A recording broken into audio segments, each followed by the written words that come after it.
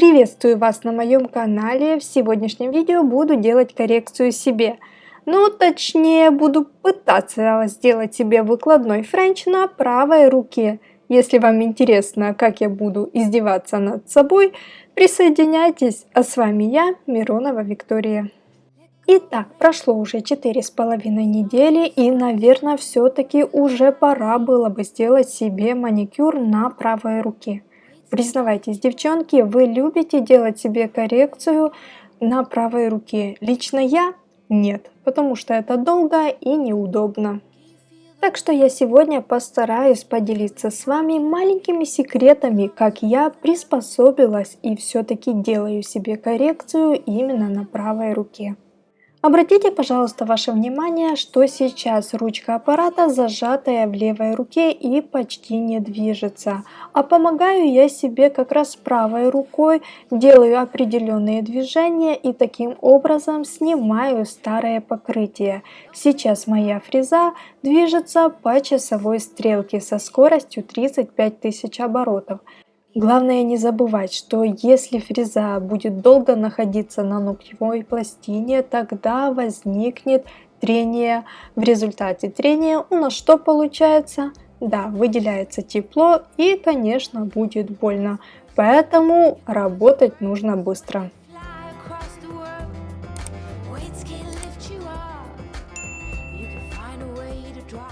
Наконец-то сняла твердый материал с правой руки. На это ушло у меня примерно 15-20 минут.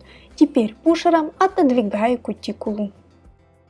Итак, фрезой пламя с острым носиком я пытаюсь вычистить птериги. Да, конечно, я понимаю, что это у меня никак не получится идеально и, честно, даже сильно не стараюсь. Вычищаю птериги так, чтобы он мне не мешал делать коррекцию.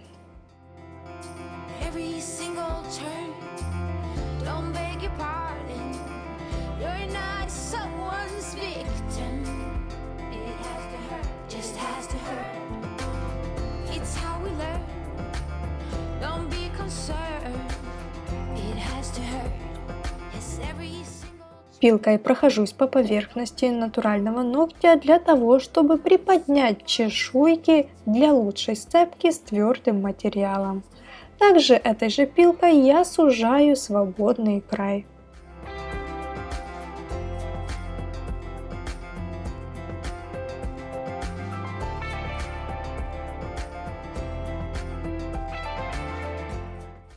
Вытираю ноготь от пыли салфеткой, смоченной в спирте.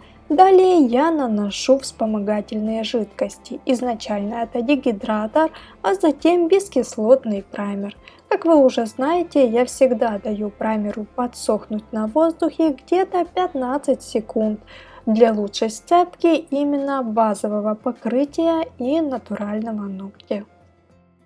Теперь я наношу базовое покрытие тонким втирающим слоем.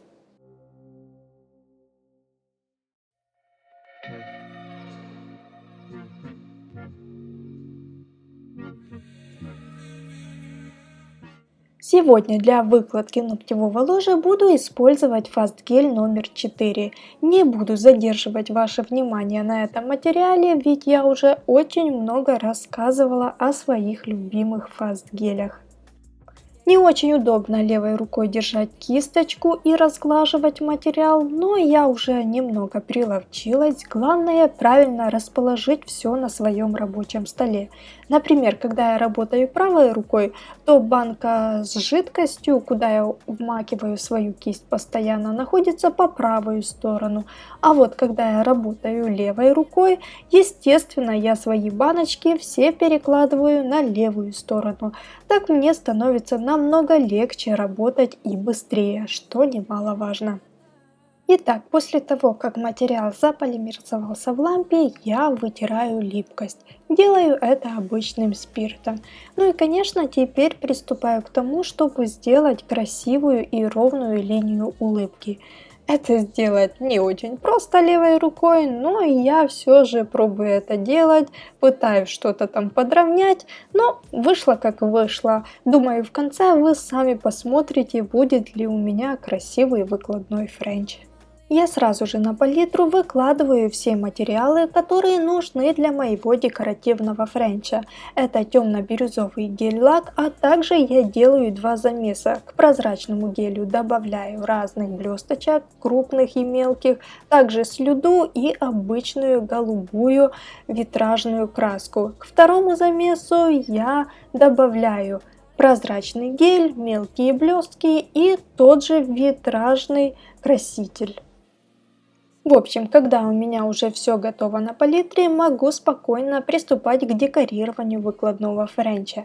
Изначально я, как всегда, подвожу линию улыбки для того, чтобы контур был более четким. Для этого я использую тот темно-бирюзовый, синий, я даже не могу его точно описать, гель-лак.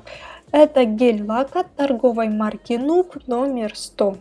Итак, обязательно я просушиваю гель-лак в лампе, затем приступаю к выкладке материала с моими красивенными блестками.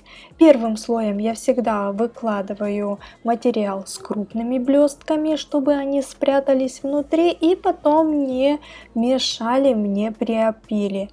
Затем, когда первый слой немного подсушился, я вторым замесом, который почти прозрачный, делаю, как бы сказать, выравнивание. Выкладываю его в те места, где немного не хватает материала. В общем, запечатываю первый слой.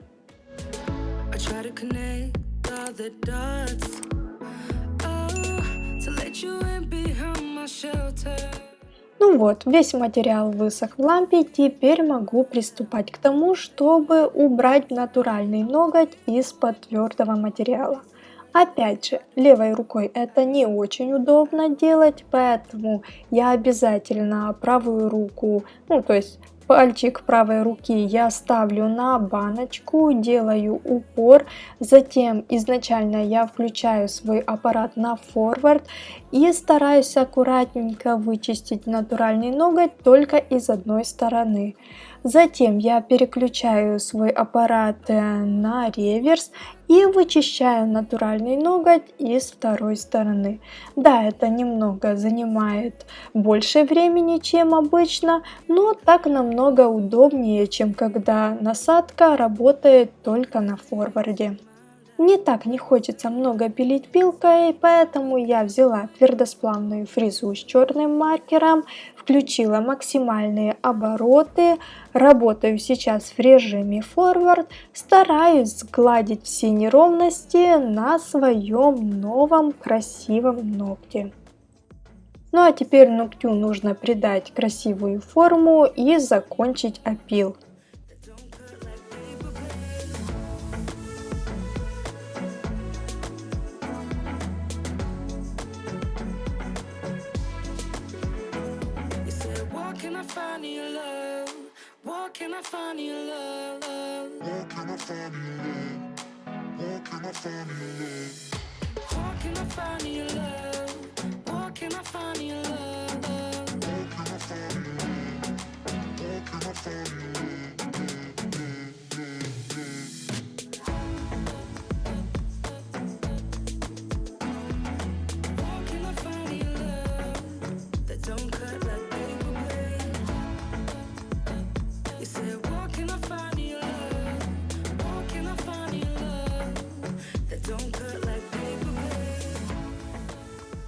Ну а теперь осталось ножницами срезать кутикулу. Это тоже далеко не просто сделать левой рукой. Ну, как-то я это сделала. Теперь беру маленький шарик с красным маркером и включаю свой аппарат на скорость примерно где-то 5000 оборотов.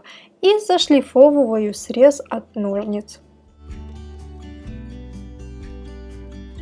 Перекрываю ногти топом с двух сторон. Обязательно промазываю прозрачку с внутренней стороны, чтобы натуральный ноготь не отслаивался в период носки.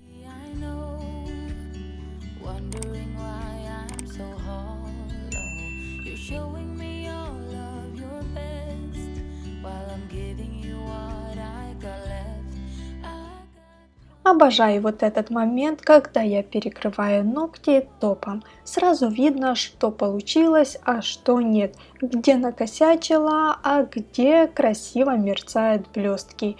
Вот такие ногти на правой руке у меня сегодня получились. Надеюсь, вам нравится такой результат. Мне нравится, но, конечно, я вижу много недостатков. А также я завтра буду делать себе ногти на левой руке. Интересно ли вам посмотреть, что я там натворю? Если да, пишите обязательно в комментариях. А с вами была сегодня я, Миронова Виктория.